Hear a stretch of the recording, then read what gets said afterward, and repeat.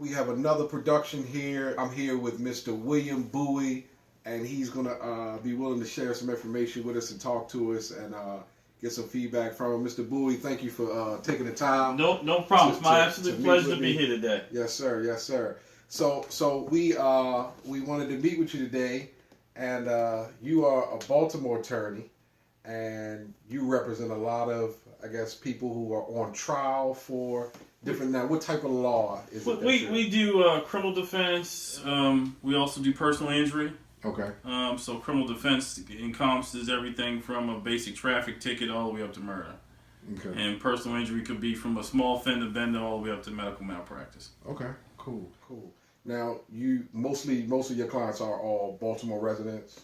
Well, I mean that's kind of, I would say Baltimore City, Baltimore County, because you know, the way the metropolitan area is really laid out. Mm-hmm.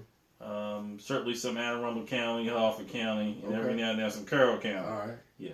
You gave it look like you like those type of customers. Well, there's it's just that the metropolitan area, Baltimore's changing. Yeah. Meaning that at this point in time, there's for a metropolitan area, there's more people living outside of the city than live in the city. Mm-hmm. Baltimore County is bigger than Baltimore City by far. Right. That's right. True. Right. Okay. Now, you from Baltimore? I am. Grew up in Northeast, in the Norfolk area, Lock Raven and Cold Spring. Okay. Now, what's your thoughts on the events and things that's been going on in Baltimore lately? I think certainly the riots are a turning point because it certainly showed a lot of frustration in the community that's coming out. I don't think it's just about the Freddie Gray, even though that's a very important issue and police brutality and things of that nature. Mm-hmm. But I think it's going into kind of the socio-economic conditions that African Americans are living in inner cities like places like Baltimore, right, and the problems that we have that need to be discussed. Gotcha. Now, would you say that the events in Baltimore has positively or negatively affected your business? I would probably say it's negatively impacted the business because my office is downtown. Mm-hmm. The street that I'm on Charles Street, was actually vandalized, and it took a period of time before people would really be willing to come back downtown. And that's nothing to do with racially. That's white and black. Right. Before people really started feeling comfortable doing business downtown. So I think it slowed business down to a degree. And then the other thing is the police officers stop arresting people. Right. And our business is based upon arrests. Gotcha. The more arrests that happen, the more business we have. Mm-hmm. After the riots, the Baltimore City Police really stopped. Their arrests went down significantly. So, which means that we're going to have less business to tend to in Baltimore City, but thank goodness we still have business in Baltimore County and the rest of the metropolitan area. And D.C., because I do business in D.C. Gotcha. Now, do you have any idea on what you think it would take to get our city back on track, less violence, businesses starting to thrive again? Do you think it's anything that can be done to get our city back to? I think some things can be done. I think, we have to take control of our community. I think that's a big part of it. And I want to try to be as politically correct as possible, but the notion that somebody else is going to really bail us out of this particular problem that we have in Baltimore is a false notion. Right. Unless we really start doing things like you're doing, having a conversation with me, or when I go out in the community to speak, or when someone comes in here that I'm really not making any money off of, but they need some advice on how to navigate their life with a felony record, those are the types of things that need to happen for us to be able to move forward. We do need some monies to do that too, which is, I guess, asking for that from an outside entity, which would be the government. But I mean, you can't have a school system that we have and the problems that they have. The kids they don't have a fair chance from really the beginning, which is really unfair because then they grow up be adults and they're having problems as adults, and then everybody wants to place blame on them, but they weren't being raised in a proper environment, in a fair environment that was supposed to give them an adequate education. Right. Now, you being from Baltimore, what would you say your childhood was like coming up in comparison to nowadays children? Well, I came from a two-parent home. That's the one big thing right there. My mother was a school teacher, and she moved up into the education administration for Baltimore City. My mother was the chief of staff under the Dr. Booker administration years ago. Mm-hmm. I mean, I came from an education household. Gotcha. And my dad was, my dad worked for the Baltimore City Housing Authority. Mm-hmm. But I mean, two stable parents with stable jobs, that produces a different result. Gotcha. So you being from Baltimore, being able to become a successful lawyer, which you are, and you did not come from money. A lot of people tend to think that, lawyers, they got it made, they went to school, got education, they came from money, but that's not your testimony. No, definitely not my testimony. While my parents, we thought we had some money coming up because two parents lived in the house and we actually had two vehicles. Gotcha. So by Baltimore City standards, when both my parents originally came from the projects, that was considered to have been moving up in the world. Right. Because my parents had made great strides, but the truth is, I worked since I was 15. My first job was washing dishes. And I did that at a restaurant called Shane's that Angelos owned in Timonium. I bust tables there. I did all of that. I took care of myself, and then at 18, and when I went to college, my parents picked the ball back up to pay for my education. But after I got my undergrad education, pretty much I paid for it myself with scholarships. It was really scholarships. Gotcha. It got me through. But I was raised to some extent in the streets of Baltimore. And I wasn't always, the nice, kind of lovable and huggable lawyer that I am today, which gives me a good basis, however, to interact with people from the community when they come in and they have problems. Because I've been through a lot of the same problems that they've been through. Right. And I understand that it started off with a fight and it ended up with a shooting. Right. I mean, because I grew up in the street. Right. I'd like to characterize it as something different. Right. But I really can't. That's good. So now, you being where you are, having accomplished what you've accomplished, what kind of advice or information would you give to the average teenager right now in the city of Baltimore who may be looking for a way to come up, a way to be somebody or be a lawyer? What kind of advice or information would you give them? I think no matter what profession that they want to get into, I think you work the problem backwards. Mm-hmm. I think you figure out what you want to do and then you work backwards from there. Because if you want to be a lawyer, that will then determine what type of education you will need. Okay. You follow me? Mm-hmm. If you wanted to be a movie producer, that would tell you what kind of education that you need to do and where you need to move forward with. And once you work backwards with the problem, then you try to identify individuals in your field of specialty that are great at it, and then you try to make one of those individuals your mentor. Because see, the reality is there's no secret in raising a child to be a successful person or a person becoming a success. There's really no secret. It's all about mentorship. So if you don't have a mentor, you I guess you could be an independent genius and not need one. But for the other 95% of us, we would need a mentor, and that's the thing that I've been able to do. I've been able to successfully navigate that world in terms of figuring out who's the best at doing this, and then going in and seeing if that person would give me some time to be my mentor. So really, going back to your very first question, which was how can the city be corrected? It can be corrected through mentorship. The problem is that people don't care. People have not demonstrated in the past enough care for us to give us that time and attention. Meaning that one-on-one mentorship to all of these kids that need a mentor. Because if they had a mentor, then things would be different. If the kids came out of a home or a kid came out of a home that didn't have a father or didn't have a mom, then the mentor could kind of step in and kind of fill that void. That's really what it is, and it hurts my heart that we don't do it. And it's funny. You got a community where you got all these problems. Mentorship is clearly the key thing that could correct most of these ills, and we don't do it because we don't want to invest the time and the money. And at least doesn't seem like it. Because if it takes people throwing rocks, bottles, and setting stuff on fire to just get somebody's attention, and that's kind of it's kind of shameful from the start. That's true. That it took it to get it to that point for people to focus on it. This is something I don't talk about a lot, the mentorship part about it, but it's no question that people can be successful.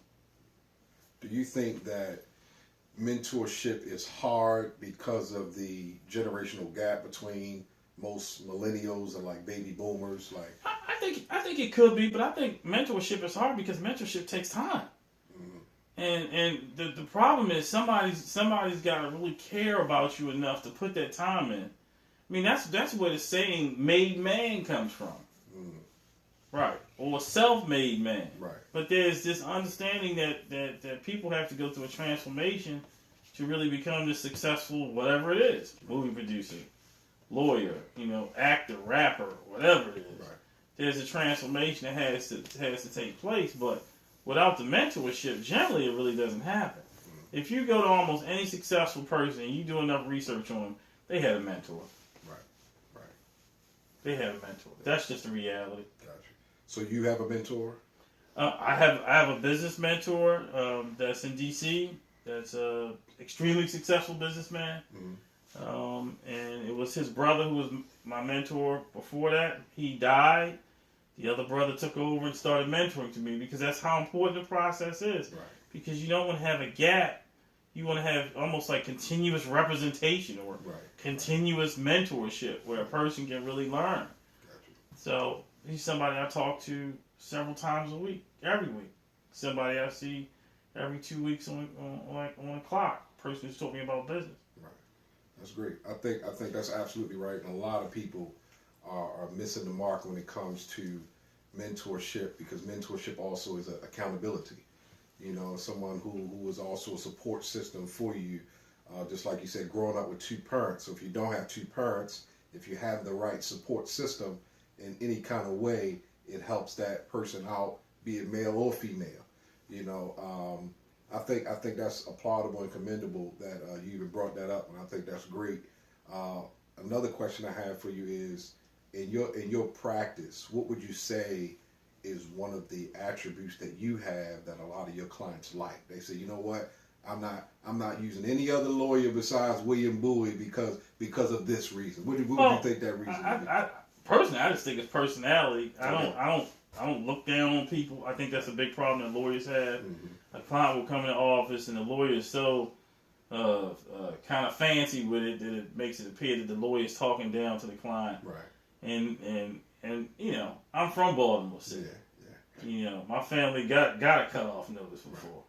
Right. So, Right. that puts everything in perspective when you're talking to people. And I believe that for the most part, even if they made a mistake, that they still have the chance and the opportunity to be able to make it and be successful. So that's a big part of my perspective on things. I actually believe we can make it in America. And that's part of what everybody is not buying into. Right. I mean, you can jump up and down, and you can put your protest sign up, Mm-hmm. but we don't have the I'm gonna be honest with you, we don't have the means and the connections to leave America. This is not Marcus Garvey with a ship in New York saying that we're going to go to Africa, because we're not going. Right. That's true. And the reality is that I'm not quite sure what our status would be if we went somewhere, because there is no relationship like I think the United States used to have with Liberia in terms of people going back. What country are we going to go to? We're from here. Right. So at some point you have to recognize that this is where we're from. As the kids say in the street, this is what we repping. Right. And this is where we have to make it. And I believe that people of color, people of color and African Americans, we can be successful in America, but you have to buy. If you don't buy in America, America doesn't work. I figured that much out. Okay. Just as a person who is slowly but surely figuring out my way around the system in terms of how do you get a commercial lease on a nice downtown suite for your business. Right. How do you make that happen? How many black people really have nice offices right downtown? A lot of them don't, because they don't really know how to navigate that system. That's true. Right. That's true. Just like many of us don't know how to get mortgages. Right. Many of us don't know how to interview for a job. It's a lot of things. That's you true. really That's get down true. to it. So really, it all goes back to lack of knowledge, and our lack of knowledge comes really from lack of mentorship. It does, and the lack of mentorship, and I think the lack of knowledge issue, I think also goes to, we have to make sure that we have a positive mental attitude when we're dealing with other people in all circumstances. Because that's something that, again, that's like a taboo subject in our community. Is well, what is our attitude? Right. That's a problem, because I see a lot of our people constantly mad. Right. I tell a joke all the time. I need to find something to get mad about. Right. I'm not mad enough. Right. You know, because you start to associate blackness with people who are angry. Right. Which is really a stereotype. When you know the angry black man, the angry black woman. You know, so I think the positive mental attitude is an important part of it, and you know, and we have to read. You know, I mean, I don't want to go too far with it. Right. But with that being said, you would definitely confirm that every adult male isn't cut out to be a mentor. Oh, I would agree. Yeah. I would agree that somehow or another there would have to still, even for the mentorship to work, there would have to be some criteria to be a mentor. Right. Because you don't want the blind leading the blind, or exactly. or an older person who is not of the best caliber to take a younger person in the wrong direction. Right. Because that's basically what a gang is. Right. It's older people taking younger people in the wrong direction. That's true. Right. Now my last question for you is, a lot of people say, and I'm sure you've heard it, man, the system hold me back. The system holding us back. I'm sure you've heard that term coined before. You know, the system is designed to hold young African American males back, and I don't believe that. But what's your take on the system being put in place to hold a young black male, African American male, back? Well, I mean, I think the reality is there are some institutional type racism that happens. Overall, I think that most of those things can really be overcome. I mean, I think that there's a lack of initiative, a lack of community support, which sometimes you can't blame the young people for because it just wasn't a support in the community. But I think you can make it. It goes back to, do you buy in America? If you buy into, I'm an American and I can make it into America, and this is like a positive place to be, then you're going to overcome those things. But if I'm going to be honest with you, if you're going to be an angry person that doesn't have a pleasing personality, so nobody wants to give you a job or nobody wants to give you a promotion, then to me that's kind of on you. And that's what we, unfortunately, have become. That's why our net worth is so low. Gotcha. And our relative success, educational success, as far as other things. Right. So, if somebody told me and they woke me up at 3 o'clock in the morning, they say, well, is the black man's problem the system? I would say no. Right. Okay. Right. And I respect that because, since I met you, you've always been very transparent, down to earth, realistic person. And that's why I wanted to meet with you, talk to you. Right. Because I wanted other people to hear and see that transparent side of an attorney being from Baltimore, working in Baltimore, representing the people of your city, of our city, and I thank you for taking the time to talk to me. Pleasure. And before we leave, I want you to give your information to the people who might be watching. How can they reach you if they Certainly, Attorney William R. Buie III. I'm at 312 North Charles Street, Suite 201, 410-576-7666. I'm the best defense. There it is. Thank you, Mr. Buie. I appreciate your time. Pleasure. That was clean.